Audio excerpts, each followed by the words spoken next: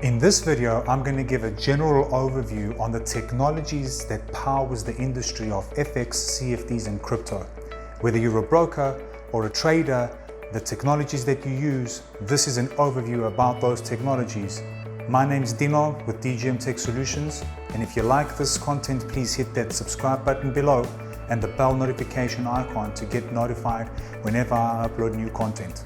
So, you're a trader. What happens to your money when you click on that buy or sell button in your trading platform? Well, that depends on how the broker is going to process your order, whether they're going to B book it or A book it.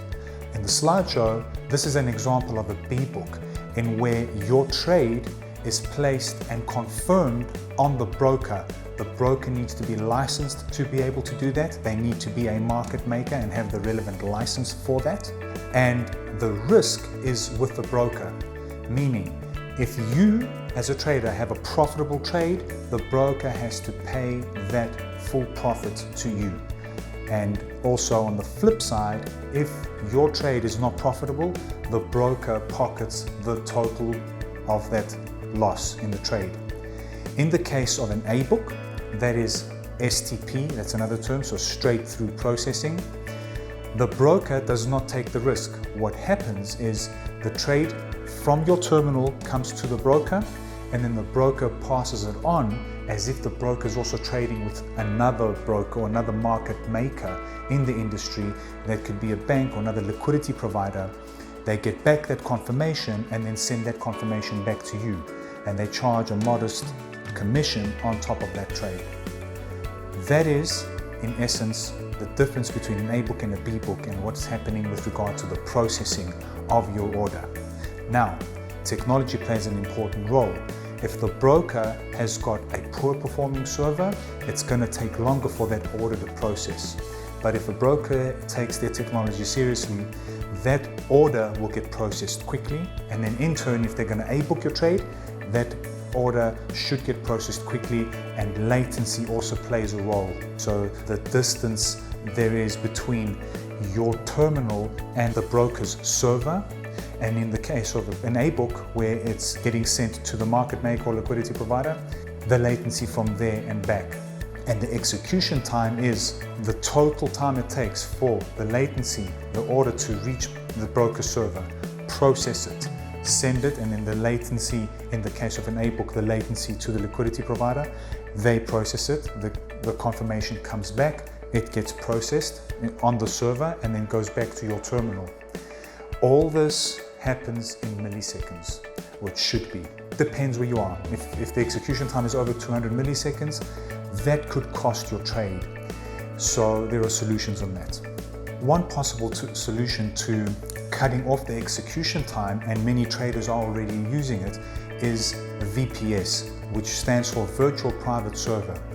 And what that essentially means is a trader has the ability to subscribe and rent a server that is close to the broker's server for the purpose of cutting off at least the latency time from the terminal to the broker's server. If you're in the same data center, that can be cut off to sub 1 millisecond. And that is one of the solutions that are used to reduce execution time of an order. If you would like to subscribe to a VPS, I'll provide some links down below where you can subscribe to a VPS in a data center, Equinix, if your broker is in Equinix. So a quick overview of the industry. The Forex industry is by far the largest liquid traded industry in the world. Over $5 trillion a day is traded in Forex, surpasses equities trading by 25-fold. And brokers in the industry, specifically retail brokers who participate and offer these trading facilities to traders around the world, make this accessible through what is called an OTC market, over-the-counter market. So let's look at the trader a little bit. A trader is able to participate in Forex, stocks, ETFs, crypto, made available by brokers in the industry. And these brokers provide a trading platform and with different tools that a trader could use to help them place trades either in an automated way with the use of what's called expert advisors on the MetaTrader platform, which is essentially a bot that has an algorithm that automatically opens and closes trades based on how the algorithm is programmed. Some of the terminals used, I'm displaying them in the video behind me: MetaTrader 4, MetaTrader 5, TradeStation. There are many different terminals that exist in the industry with different brokers around the world. Traders also have access to over 300 instruments and technical indicators that are used to place on top of a chart and help them form decisions on what is happening, what trends there are in the instrument that they're looking at based on the historical prices that have come through for the specific instrument, and helps them in forming a decision, and also in many times used in tandem with an expert advisor to automatically open and close trades on the terminal. I'll provide some links down below with access to an advanced real-time chart, and you can load some technical indicators on there and see how it works. It is a great, one of the best charts on the globe from TradingView. So let's talk about the role of a broker. A broker is there and provides the trader access to these markets. Now, a broker uses different technologies to operate their business. They, for the most part and being general, they use a CRM and a back office system that helps them manage many hundreds and in many cases thousands of customers who need attention at scale. So CRM is used and back office system is used for that by the broker. The broker also, of course, offers a trading platform to traders around the world, and the benchmark in the industry is MetaTrader 4, and MetaTrader 5 is definitely increasing in popularity. Also, there are mobile terminals that are available for traders to place their trades. In the beginning of this video, I mentioned a broker who does a booking. A broker uses a bridge for that, or a gateway in the case of MetaTrader. And what that basically means is through the FIX API protocol, which is the protocol that's used for trading in the financial industry, that has the protocol has certain mandatory tags that define the packet that gets sent between the different participants that are executing the trade. So a bridge or gateway is used there by a broker to connect to other liquidity providers in the ECN. Another very important system that brokers use is risk management.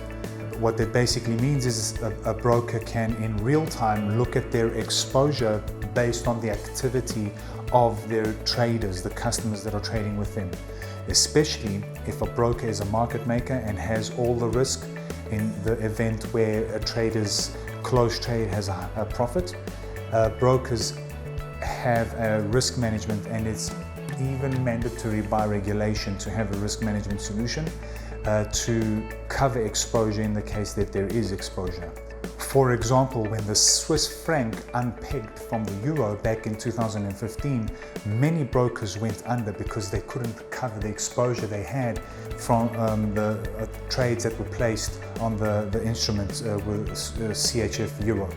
So having the right risk management system in place shows customer sentiment, at least the customers that are in the broker, and where there is a massive overweight from between a buy or sell of a specific instrument, and helps customers.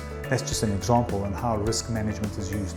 Now, if you're a trader, these things are important for you to know about your broker. If your broker does not have the right technology in place, then that is a definite vulnerability on where you've got your money.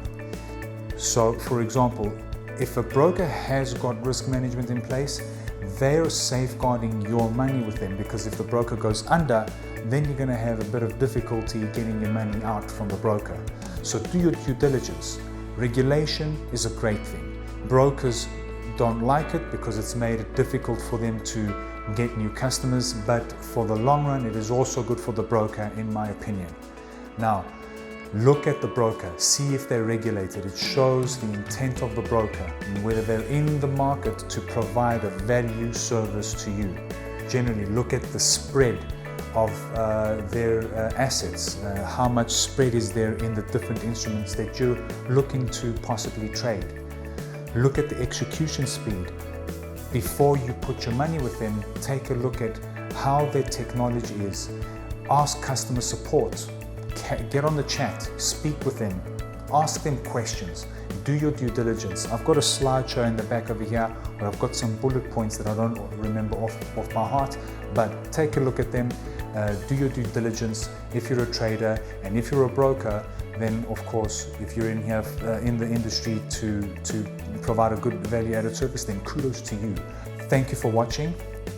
If you liked this video and you found it interesting, please hit that subscribe button below and that bell notification icon to get notified whenever I upload new content. Thank you for watching.